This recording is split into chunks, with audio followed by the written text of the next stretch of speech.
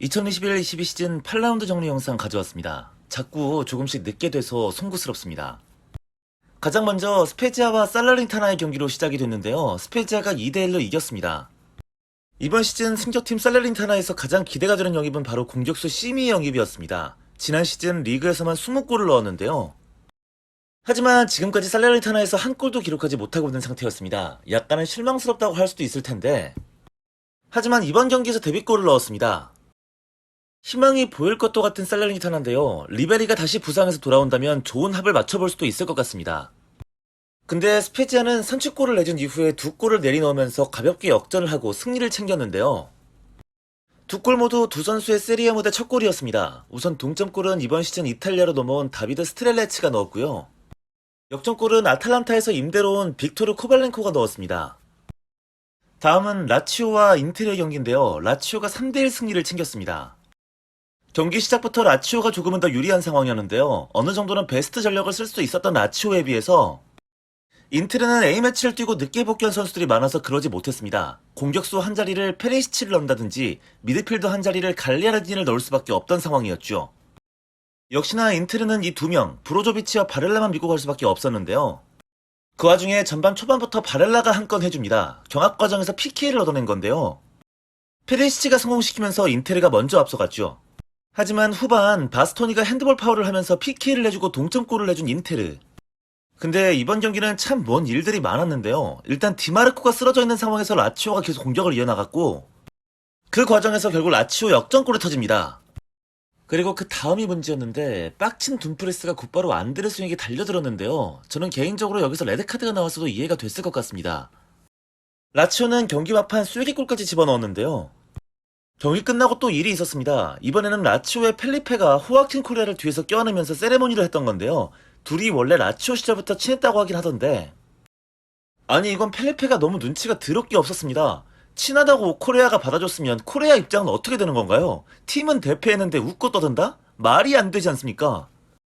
결국 또 한 번 큰 소동이 벌어졌고 펠리페는 퇴장을 당했습니다. 야, 참 진짜 지랄들 한다 진짜. 없는 사고도 만들어치는 새끼라. 일단 경기를 지긴 했지만 인테르에서는 브로조비치가 정말 눈에 띄었습니다. 역시 인테르의 핵심이라고 할 수 있겠습니다. 특히 말도 안 되는 건 활동량인데요. 저 수치 보이십니까? 혼자서만 13km 이상을 뛰었습니다. 거의 혼자서 패스 전개랑 수비 다 했죠. 반대로 라치오에서는 토마바시치가 저는 굉장히 인상 깊었습니다. 생각보다 공격 능력이 좋더라고요. 좋은 옵션이 될 수 있을 것 같습니다. 다음 경기 밀란과 베로나입니다. 밀란이 3대2 대역전승을 챙겼습니다. 그야말로 엉망진창이 된 밀란의 스쿼드인데요. 골키퍼 매냥이 부상당하면서 타타루산노가 나오게 됐고요. 테오가 코로나19 양성 때문에 발로투레가, 그리고 브라임 디아즈가 역시 코로나 때문에 말디니가 선발 출전했습니다. 역시나 힘들었던 밀란, 먼저 골을 내주고 시작하는데요. 요즘 베로나 카프라리의 기세가 뜨겁습니다. 최근 베로나 공격을 거의 혼자 이끌고 있는데요. 이번 경기에서도 선취골을 넣었죠. 이후 이번에는 칼리니치가 로마뇰리에게 PK를 얻어냅니다. 그리고 안토닌 바락이 넣으면서 2대0으로 앞서가죠.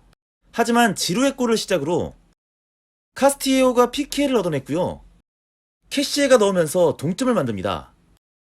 거기다가 건터의 자책골이 나오면서 밀란은 역전! 도대체 어떤 상황이 있어야 과연 질 수 있을지 궁금해지는 피올리 감독입니다. 아, 챔피언스리그에서는 계속 지는구나. 어쨌든 참 없는 살림에 선수 잘 씁니다. 이번 경기 최고의 선수는 카스티에오였는데요. PKU도 한 번, 그리고 자책골류도 한 번을 하면서 역전을 만들어냈죠. 거기다 크로니치도 공미 자리에 두면 쓸모가 있다는 것을 증명해냈어요. 이건 큰 소득이라고 저는 생각합니다. 또 질라탄이 건강한 모습으로 돌아왔다는 것도 밀란에게는 큰 소득이 될 수 있겠습니다.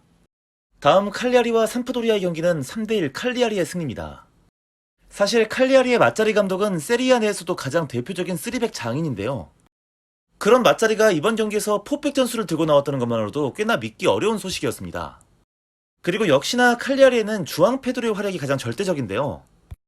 이번 경기에서도 마찬가지였습니다. 칼리아리는 주앙 페드로가 멀티골을 기록하면서 귀중한 승리를 챙길 수 있었죠.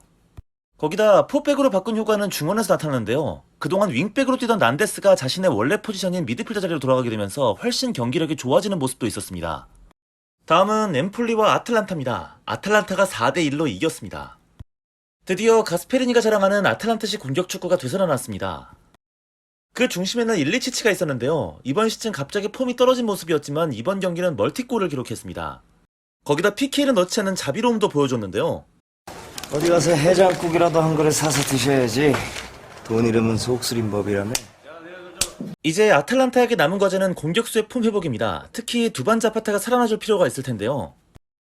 이런 피지컬 능력만 계속 보여줄 수 있다면 그리 오래 걸리지는 않을 것 같습니다. 하지만 아틀란타에게 큰 악재가 발생했습니다. 국가대표팀에서 짐시티가 부상을 당한 데 이어서 톨로이까지 부상으로 빠지게 된 건데요. 앞으로 수비적인 부분이 문제가 되겠습니다. 다음 경기는 제노아와 사스올로입니다. 두 팀은 2대2 무승부를 기록했습니다. 경기는 사스올로가 주도권을 가져갔습니다. 특히 스카마카의 멀티골로 2대0으로 앞서갔는데요. 하지만 제노아는 데스트로가 한 골, 그리고 90분에 요한 바스케스가 동점골을 넣었습니다. 이번 시즌 멕시코에서 제노아로 이적한 센터백 바스케스는 자신의 세리아 무대 데뷔전에서 데뷔골을 넣게 됐고요. 잠시 부상으로 빠져있던 데스트로도 골을 넣으면서 완벽한 복귀전을 치렀습니다. 반면 다 잡았던 승리를 막판에 놓쳤던 사스올로, 하지만 소득이 있었는데요. 스카마카의 활약이었습니다. 특히 카프토가 빠져나간 뒤에 스트라이커 자리를 제대로 채우지 못해 고민이 있었는데 어느 정도는 해결이 될 것 같습니다. 우디네세와 볼로냐의 경기가 있었습니다. 이 경기도 1대1 무승부로 끝났습니다.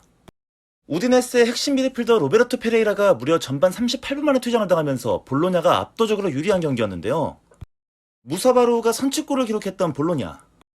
하지만 결국 베투에게 동점골을 내주고 말았습니다.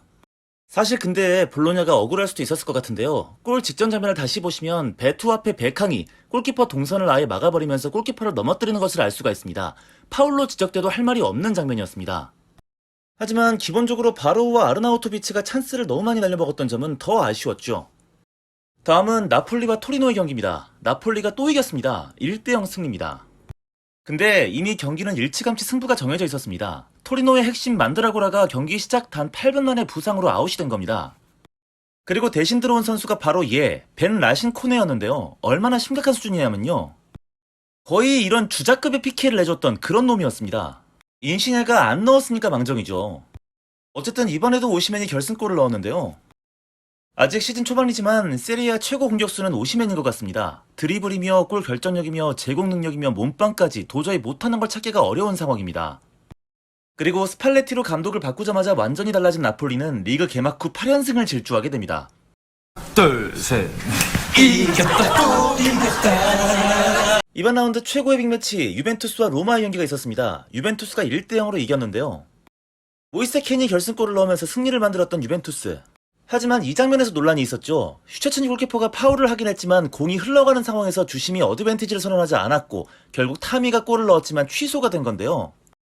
제 생각을 말하자면 이건 무조건 어드밴티지를 줘야 했던 상황이라고 생각합니다. 원래 VAR이 생긴 이후부터는 애매한 경우가 생기면 일단 경기가 데드볼이 될 때까지 놔둔 후에 나중에 VAR을 보고 판정을 내리잖아요. 이 경우도 마땅히 그래야 했습니다. 근데 사실 제일 문제는 PK를 실축한 베라투였습니다. 아니 평소에 PK 그렇게 잘 넣던 놈이 왜 하필이면 저기서 못 넣었을까요? 저게 들어갔으면 논란도 없었고 참 다 좋았을 텐데 말입니다. 이거 그냥 들어가면 얼마나 좋겠는데 그냥 들어가 일마. 그 밖에도 로마 팬들에게는 가슴 철렁한 장면이 있었죠. 자니올로가 또다시 무릎 부상을 당하게 된 건데요. 다행히 큰 부상은 아닌 것 같습니다. 천만다행입니다. 유벤투스 쪽에서는 드디어 아르투르가 돌아와서 부상 복귀전을 갖게 됐습니다. 지금 중원 쪽에 로카텔리를 제외하고는 문제가 많기 때문에 큰 보탬이 될 것 같습니다.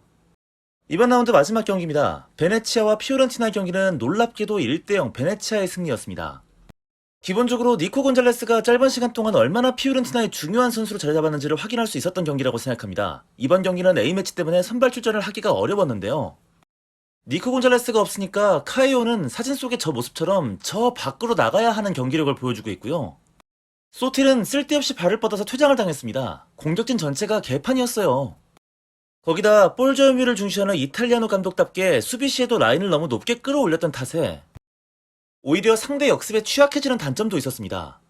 반면 베네치아는 세리아 무대 첫 홈경기 승리를 거둘 수 있었습니다. 이번 영상은 여기까지입니다. 벌써 리그는 9라운드를 마친 상태인데요. 최대한 빨리 다음 영상 준비하겠습니다. 감사합니다.